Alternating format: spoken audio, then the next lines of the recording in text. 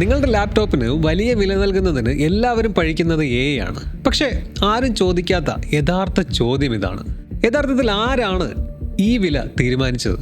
Because it was not Apple, it was not even India. On June 25, 2026 Apple തങ്ങളുടെ MacBook, iPads, എന്തിനേറെ Vision പ്രോയുടെ വില വരെ വർദ്ധിപ്പിച്ചു. ഓവർനൈറ്റ്. പുതിയ ഫീച്ചറുകൾ ഒന്നുമില്ല, വലിപ്പമേറിയ അക്കങ്ങൾ മാത്രം. ഈ എപ്പിസോഡിൽ നമ്മൾ 5 കാര്യങ്ങളാണ് ഡിസ്കസ് ചെയ്യാൻ പോകുന്നത്. 1. ഒരു ചിപ്പ് യഥാർത്ഥത്തിൽ എങ്ങനെയാണ് നിർമ്മിക്കുന്നത്. 2. എന്തുകൊണ്ടാണ് ഈ വില നിയന്ത്രിക്കാൻ കഴിയില്ല എന്ന് കമ്പനികൾ പറയുന്നത്. 3. ഈ വില വർധനവ് എങ്ങനെയാണ് നിങ്ങളുടെ ഫോൺ ബില്ലിലേക്ക് ഇതിനകം എത്തിയത്. 4. ഇന്ത്യക്ക് എന്തുകൊണ്ട് ഈ യുദ്ധത്തിൽ ജയിക്കാൻ കഴിഞ്ഞില്ല. 5. നമ്മളുമായി ഒരു ബന്ധവുമില്ലെന്ന് ഭൂരിഭാഗം ആൾക്കാരും കരുതുന്ന ഈ കഥയിൽ കേരളം എവിടെയാണ് നിൽക്കുന്നത്? നമുക്ക് തുടക്കം മുതൽ തന്നെ ആരംഭിക്കാം.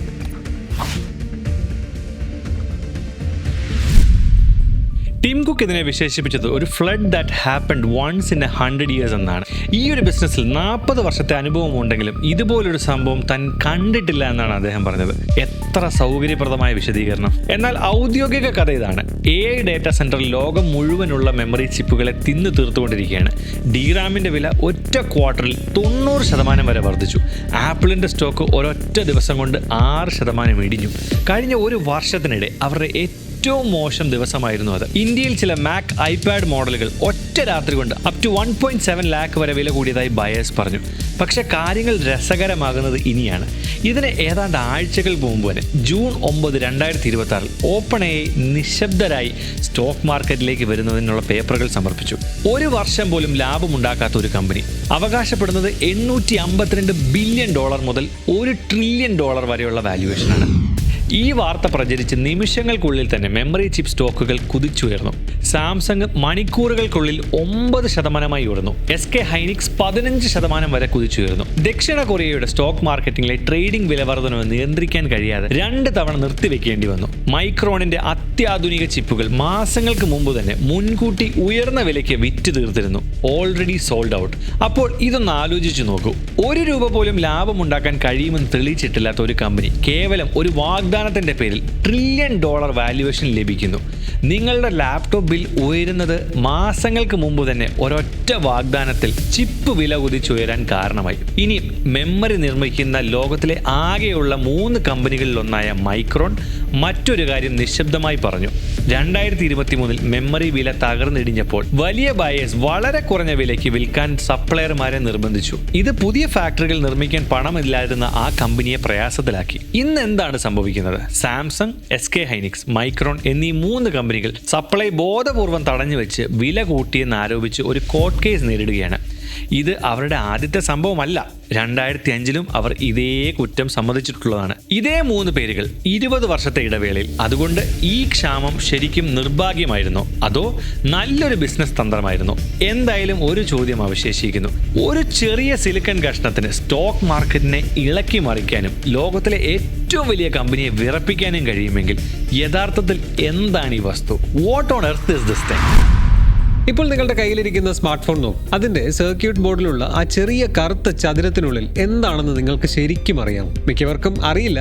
ഈ ഗവേഷണത്തിന് മുമ്പ് എനിക്കും അത് അറിയില്ലായിരുന്നു. നമുക്കത് ഒരുമിച്ച് മനസ്സിലാക്കാം. ഇത് തുടങ്ങുന്നത് മണൽ അല്ലെങ്കിൽ സാൻഡിൽ നിന്നാണ്. നിങ്ങളുടെ കാൽ കീഴിലുള്ള മണലുരുക്കി ഗ്ലാസിനേക്കാൾ ശുദ്ധമായ ഒരു ക്രിസ്റ്റലാക്കി മാറ്റുന്നു. തുടർന്ന് അത് മെലിഞ്ഞ കണ്ണാടി പോലെയുള്ള ഡിസ്കുകളായി അരിയുന്നു. ഇതിനെയാണ് വേഫേഴ്സ് എന്ന് പറയുന്നത്. ഒരു സവാള സങ്കല്പിക്കുക. അതിനെ ചെറിയ കഷ്ണങ്ങളായി അരിയുന്നത് പോലെയാണത്. പിന്നെയാണ് അസാധ്യമെന്ന് തോന്നുന്ന ഭാഗം വരുന്നത്. വേഫറിലേക്ക് മെഷീനുകൾ വളരെ കൃത്യതയുള്ള പ്രകാശരശ്മികൾ ഉപയോഗിച്ച് ഒരു പാറ്റേൺ പ്രിന്റ് ചെയ്യുന്നു. ഇതൊരു വലിയ നഗരത്തിന്റെ മാപ്പ് പ്രിന്റ് ചെയ്യുന്നത് പോലെയാണ്. പക്ഷേ ഈ നഗരത്തിൽ ബില്യൺസ് ഓഫ് ബിൽഡിംഗ്സ് ഉണ്ടാകും. മുഴുവൻ മാപ്പും നിങ്ങളുടെ നഖത്തേക്കാൾ ചെറുതായിരിക്കും. ലെയറായി 100-ലധികം ലെയറുകൾ വരെ ഒന്നിനു പുറകെ ഒന്നായി അടുക്കി വെക്കുന്നു. ഈ ഓരോ കെട്ടിടവും ഓരോ ട്രാൻസിസ്റ്റർ ആണ്. അതായത് ഒന്നുകിൽ ഓൺ അല്ലെങ്കിൽ ഓഫ് ആകുന്ന സ്വിച്ച്. ഇന്നത്തെ ഏറ്റവും ചെറിയ ട്രാൻസിസ്റ്ററുകൾ എത്ര ചെറുതാണെന്ന് വെച്ചാൽ ഒരു മനുഷ്യന്റെ തലമുടിയുടെ വീതിയിൽ നിങ്ങൾ നിങ്ങൾക്ക് തൗസൻഡ്സ് ഓഫ് ദം ഉൾക്കൊള്ളിക്കാൻ കഴിയും. ഒരൊറ്റ ചിപ്പിൽ കോടിക്കണക്കിന് ട്രാൻസിസ്റ്ററുകൾ ഉണ്ടാവും. അവ സെക്കൻഡിൽ കോടിക്കണക്കിന് തവണ ഓണും ഓഫും ആകുന്നു. അതാണ് നിങ്ങളുടെ ഫോട്ടോ,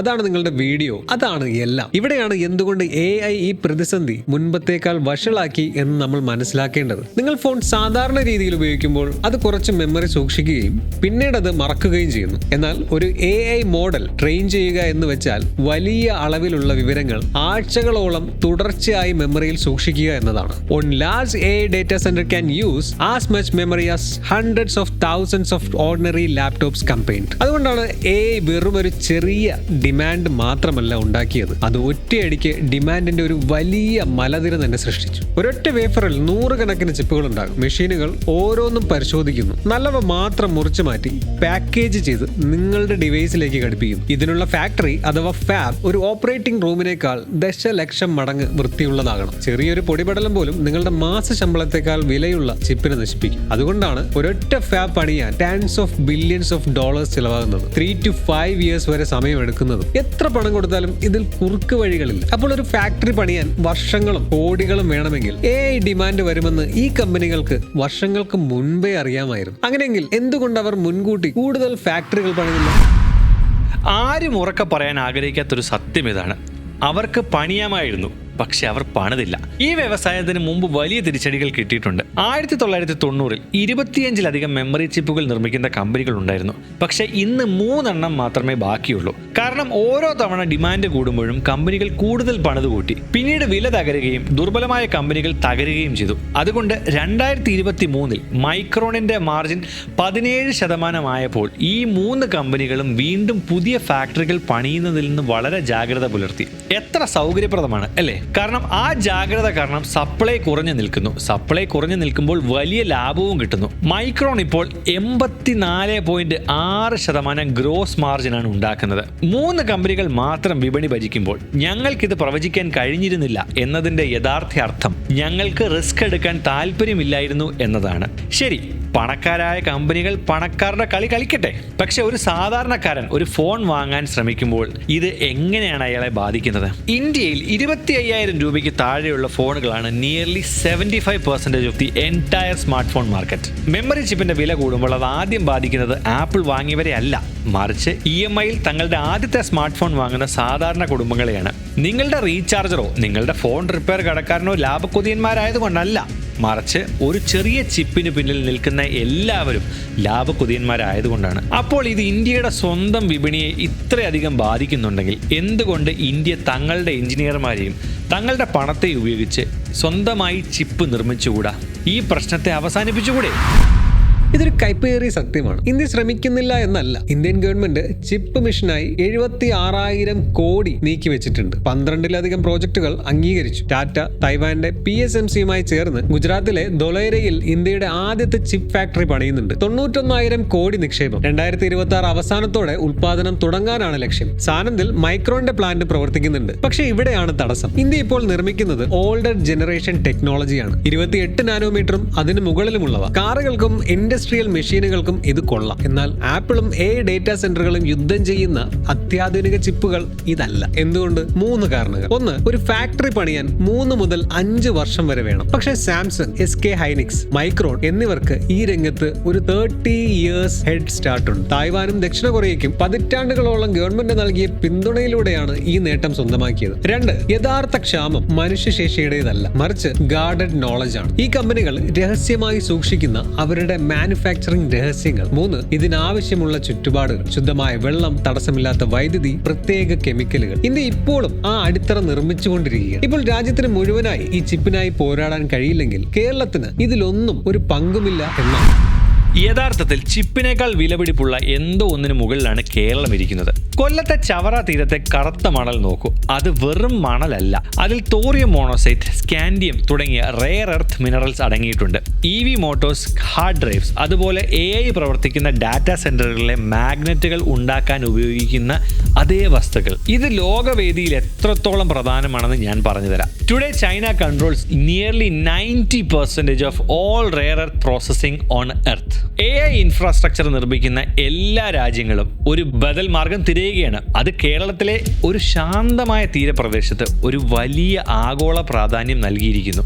1963 മുതൽ IREL വഴി ഈ മണൽ അവിടെ പ്രോസസ് ചെയ്യുന്നുണ്ട്. ഇപ്പോൾ 2026-27 കേന്ദ്ര ബഡ്ജറ്റ് പ്രകാരം ഇന്ത്യയിലെ 4 റെയർ എർത്ത് കോറിഡോറുകളിൽ ഒന്നായി കേരളത്തെ പ്രഖ്യാപിച്ചിരിക്കുകയാണ്. കണക്ടിംഗ് വിഴിഞ്ഞം പോർട്ട്, ചവറ ആൻഡ് കൊച്ചി.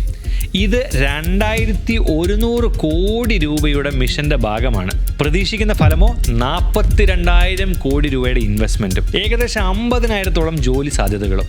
ഈ മിനറലുകൾ മാത്രമല്ല, നമ്മുടെ യുവജനങ്ങൾ ഇതിനകം ഈ കഥയുടെ ഒരു വലിയ ഭാഗമാണ്. വിദേശത്ത് നിന്ന് പരിശീലനം നേടി ഇപ്പോൾ ഇന്ത്യയുടെ പുതിയ സെമി കണ്ടക്ടർ പ്ലാന്റുകളിൽ ജോലി ചെയ്യുന്നു. അതുകൊണ്ട് മറ്റാരുടെയും കയ്യിലില്ലാത്ത ഒരു സാധ്യത കേരളത്തിന്റെ കയ്യിലുണ്ടാകാം.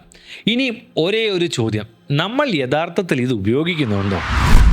പക്ഷെ ആഘോഷിക്കുന്നതിന് മുമ്പ് ഒരു യഥാർത്ഥ പരിശോധന ആവശ്യമാണ്. ടാറ്റയുടെ ധോരയിലെ ഫാക്ടറിയിൽ ഇതിനകം തന്നെ തടസ്സങ്ങൾ നേരിട്ടിട്ടുണ്ട്. തീരദേശത്തെ ഖനനത്തിന് അതിൻ്റെതായ വെല്ലുവിളികളുമുണ്ട്. ഭൂമി ഏറ്റെടുക്കൽ പ്രശ്നങ്ങൾ, പരിസ്ഥിതി അനുമതികൾ, മത്സ്യത്തൊഴിലാളി സമൂഹങ്ങളുടെ ആശങ്കകൾ. കേരളത്തിന്റെ 42,000 കോടിയുടെ പ്ലാൻ ഇപ്പോഴും വെറും 100 കോടിയിലാണ് നിൽക്കുന്നത്. ഒരു പ്രസ് റിലീസ് എന്നത് ഒരു ഫാക്ടറി അല്ല. എങ്കിലും വർഷങ്ങൾക്ക് ശേഷം ആദ്യമായി കേരളത്തിലെ എഞ്ചിനീയർമാർക്കും IT ബിരുദധാരികൾക്കും തീരദേശത്തെ യുവാക്കൾക്കും ദുബായിലേക്കോ ബാംഗ്ലൂരിലേക്കോ വിമാനം കയറാതെ തങ്ങളുടെ നാട്ടിൽ തന്നെ ഒരു ഭാവിയെക്കുറിച്ച് സ്വപ്നം കാണാനുള്ള അവസരമാണിത്. തങ്ങളുടെ വീട്ടുപടിക്കലുള്ള മണലിന്മേൽ പടുത്തുയർത്തുന്ന ഒരു ഭാവി. അതുകൊണ്ട് അവസരമുണ്ട് എന്നുള്ളതാണ് യാഥാർത്ഥ്യം. ഇനി കുറവുള്ള ഒരേ ഒരു കാര്യം നമ്മളത് സ്വന്തമാക്കുക എന്നതാണ്. പണ്ട് ലോകമെമ്പാടും കുരുമുളകും സുഗന്ധവ്യഞ്ജനങ്ങളും എത്തിച്ചിരുന്ന മണ്ണ് ഇന്ന് ലോകത്തെ മാറ്റി എഴുതുന്ന മെഷീനുകൾ പ്രവർത്തിപ്പിക്കാൻ ആവശ്യമായ നമ്മുടെ കാൽ കീഴിലെ മണ്ണ് നൽകാൻ ഒരുങ്ങുകയാണ്. ലോകത്തിലെ ഏറ്റവും വലിയ കമ്പനികൾ നിങ്ങളെ വിശ്വസിപ്പിക്കാൻ ആഗ്രഹിക്കുന്നത് ഈ വിലവർദ്ധനവ് AI എടുത്ത തീരുമാനമെന്നാണ്. പക്ഷേ അങ്ങനെയല്ല. ഇത് 3 കമ്പനികളും അവർ തന്നെ ഉണ്ടാക്കിയെടുത്ത ഒരു ക്ഷാമവും അതോടൊപ്പം താൻ എന്തായി മാറണമെന്ന് ഇതുവരെ തീരുമാനിച്ചിട്ടില്ലാത്ത കേരളത്തിലെ ഒരു കടൽ തീരവും ചേർന്നെടുത്ത തീരുമാനമാണ്.